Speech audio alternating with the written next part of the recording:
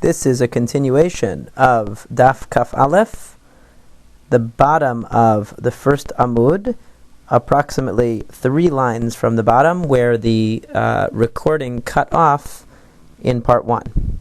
Va'amar Rav Yehuda Amar Shemuel. Rav Yehuda said in the name of Shemuel, Hitpalel v'nechnas lebet hakneset umatzat tzibur shemitzpalelin. One who has already prayed and enters into the synagogue and finds the community praying together, Im yachol lechadesh badavar yachzor v'yitpalel, v'im lav al yachzor v'yitpalel.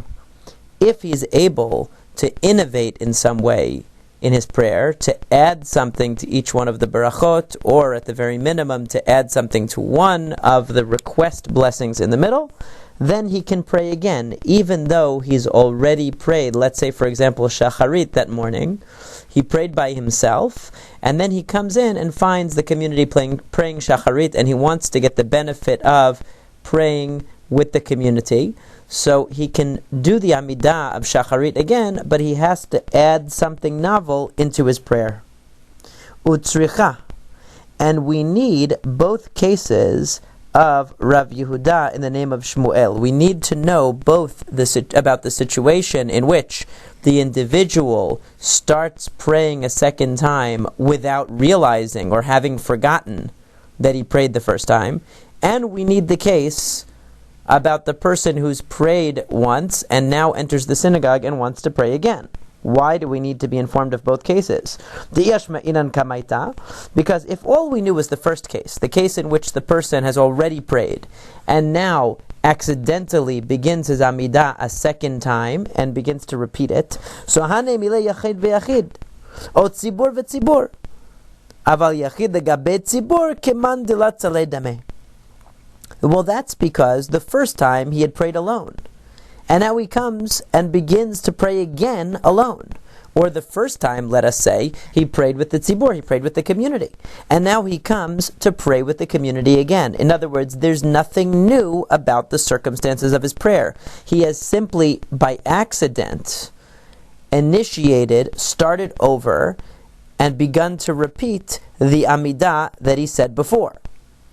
In that case, you might think, well, obviously, he needs to interrupt in the middle. But here, where he prayed alone the first time, his tefillah was biyachid, it was individual, and now he comes to the community, and he wants to pray again, you might say, well, there, he doesn't even need to innovate in his prayer. Simply the fact that now he's praying with the community is enough of an innovation to warrant being able to participate together with the community, and things should be fine. So Kamash Malan, therefore Rav Yehuda in the name of Shmuel has to tell us that even in this case, where the first time he prayed alone, and the second time he's coming to do tefillah b'tzibur, to say shacharit together with the community, even in such a case, he can only justify that if he innovates in his prayer.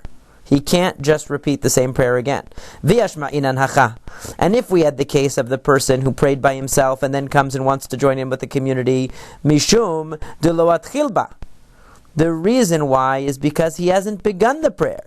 In other words, we tell him to innovate in the prayer. We tell him that he's required to say something new in the prayer because we're telling him this lechatchila. We're telling him this before he even begins. Aval hatam datchil ba emalo. But you might think that in the case that we learned before, where the person starts repeating his Amidah without realizing it, you might think that it's okay. Once he's already started, just let him finish.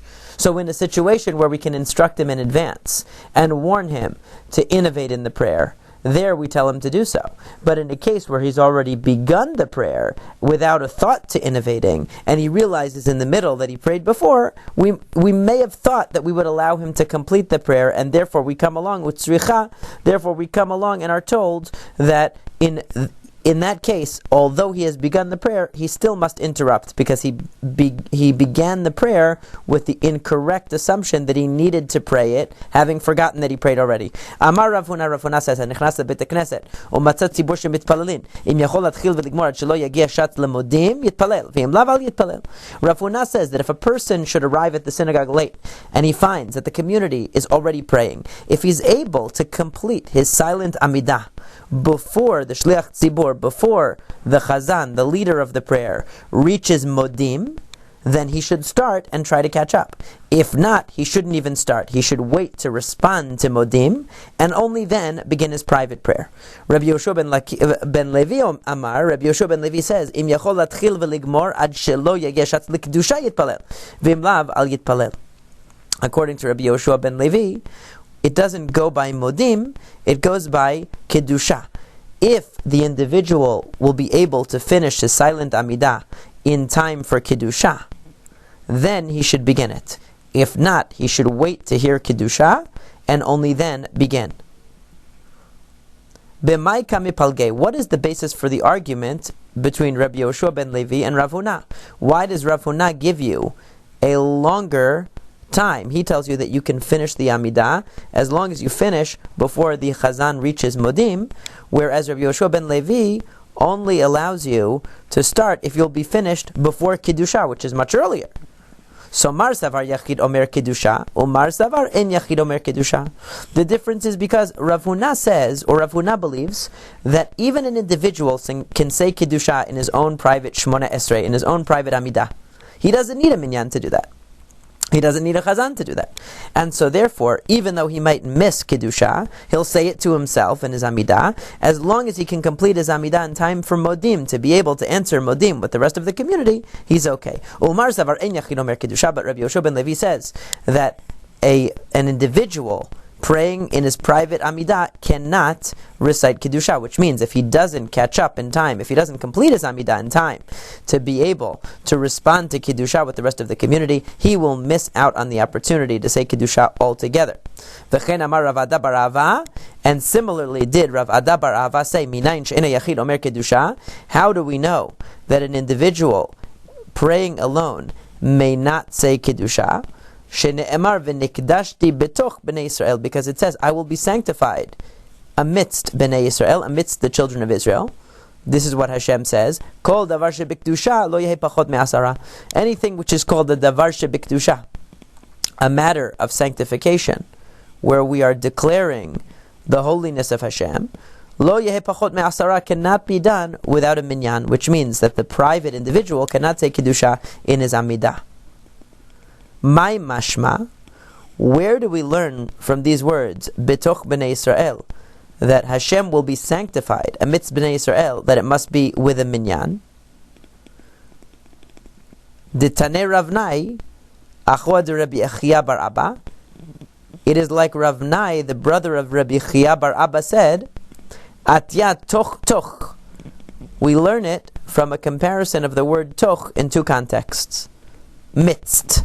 Ketiv hachav v'nikdashti betoch b'nei Yisrael. It says here, v'nikdashti betoch b'nei Yisrael, I will be sanctified amidst the children of Israel. Uchtiv hatam, and it says over there, hibadelu mitoch ha'eda hazot va'achale otam kiraga. It says, separate yourselves from the midst of this congregation, and I will destroy them. Malahalan asara. Just like over there, it speaks of 10 people, so too here, it means 10 people. Afkan asara. Now it's important to notice that there is one step missing in this derivation that is not mentioned in the Gemara here, but is mentioned elsewhere, which is the number 10 does not appear in the source from which it's being derived here. Here it says, Hibadlu mitoch ha'edah hazot, separate from the midst of this congregation. That's actually in the story of Korach, where there's no mention of the number 10. But the word edah, ad matai la edah hara'ah hazot, that appears in the story of the Meraglim, where we know that the bad Meraglim were 10. So we connect actually the word edah, the word congregation, that signifies 10 in the context of the Meraglim, the spies. We connect that to the word edah here in the story of Korach. So that establishes that the word edah, the word congregation, means a minimum of 10. And then we have the word betoch and mitoch. So mitoch ha'edah, in the story of Korach, it says from the midst of the congregation. And with the mitzvah of Kiddush Hashem, the mitzvah to sanctify God's name, it says bitoch b'nei Yisrael, in the midst of b'nei Yisrael. So the words toch connect our verse to the verse about Korach, and the word Edah connects the verse about Korach to the verse about the Meraglim, about the spies, and that's how we transfer the number 10 all the way from the story of the spies to the mitzvah of Kiddush Hashem, of sanctifying God's name, and we learn that we need a minyan to perform any mitzvah that sanctifies Hashem's name, including Kiddusha. Mihat. However, according to everybody, mifsak lo pasek, we cannot interrupt in the middle of the Amidah. Everybody assumes here, both Rav Huna and Rabbi Yoshua ben Levi are operating on the assumption that one cannot interrupt the Amidah to answer Kiddusha, nor can one interrupt the Amidah to answer Modim, because they both want us to complete our Amidah in time to give the proper response. So Ibailahu, they asked a question. The question was raised, what about Yehe Shemo Gadol Mivorach? Yehe Shemo Gadol Mivorach is the Talmudic phraseology for what we say Yehe Shemei Rabba Mivorach. We say it in Aramaic, may Hashem's great name be blessed. That's in the answer to the Kaddish. They call it Yehe Shemo Gadol Mivorach, which is the Hebrew translation of the same phrase. Can we interrupt in the Amidah in order to respond to Yehe Shemei Rabbah?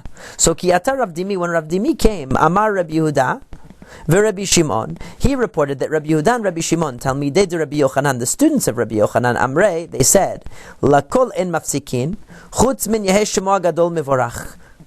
That according to the students of Rabbi Yochanan, you can't interrupt for anything in the middle of the Amidah, except for Yehe Shemo Gadol Mivorach, except for Yehe Shemei Rabbah. Sha'afilu osek b'ma'aseh merkava posek. That even one who is involved in the study of Ma'aseh Merkava, which is the deepest and most esoteric subject matter of the Torah, it's what we would call the metaphysics of the Torah, or maybe the Kabbalah, whatever one considers to be the most profound hidden spiritual knowledge in the Torah. That is what a person is studying when they're involved in Maaseh Merkava, as it's mentioned in Masechet Chagigah. The Rambam talks about it in Hilchot Yesodei Torah. So even one who's involved in such a profound study, a study that requires absolute concentration, he must interrupt for Yehe Shemei Rabbah. Velet Hilcheta Kevate, the Gemara concludes, the law does not follow Rabbi Yochanan here. In fact, one who is in the middle of Amidah, of the silent Shemona Esrei, may never interrupt for any prayer response, not even for Yehe Shemei Rabbah.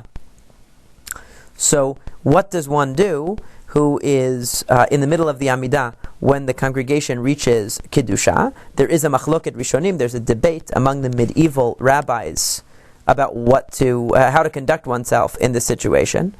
Some say one should simply continue with the Amidah and not even stop. However, the prevalent custom is, according to the opinion of Rashi, that one should stop and listen and fulfill the mitzvah simply by what the mechanism known as Shomea Ke'oneh. Listening is like responding. So although one is obviously not permitted to interrupt in order to respond to Kiddusha or to Modim, one does stop and listen rather than proceeding with the Amidah at that time. Similarly, the halacha is brought that one who's saying the Amidah when the community reaches Modim is supposed to bow. You cannot answer with the words Modim if you're in the middle of the Amidah, but you bow slightly, provided that you're not at the end of one of the blessings in your Amidah, because one is not allowed to bow at the end of any blessing or at the beginning of any blessing in the Amidah, except for the ones that we're supposed to bow at. So if you're in one of the middle blessings, and you're in the middle of one of the middle blessings, for example, if you're in Barachenu, and you're in the middle of that blessing, and they come up to Modim, one may bow together with the community, not saying any words, just bowing, and then continue on where you were in your Amidah. This is where we concluded for today. We will pick up at this spot tomorrow, Be'ezrat Hashem, because it starts a new piece, the discussion of the position of Rabbi Yehuda in more detail. Have a great day.